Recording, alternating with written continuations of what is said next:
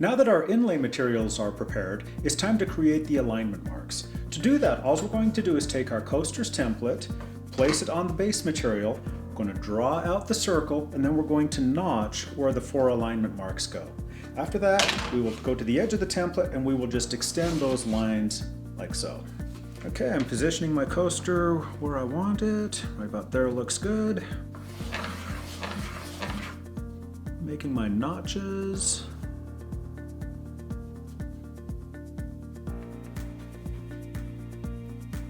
And now I'm extending them.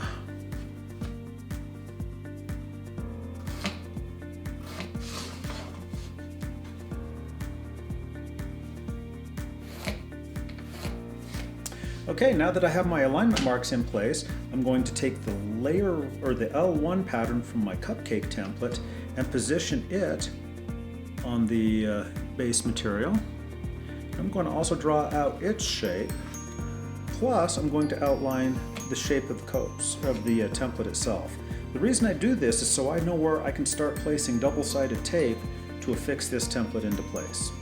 If there's tape in the middle here of the void, it's going to gum up my router bit, and I don't want that either.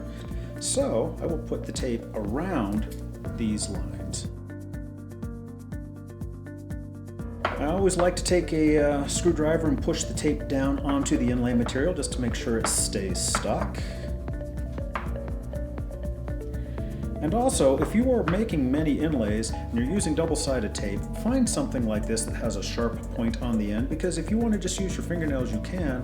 One time mine cracked and split halfway down and it just hurts, so something like this is great.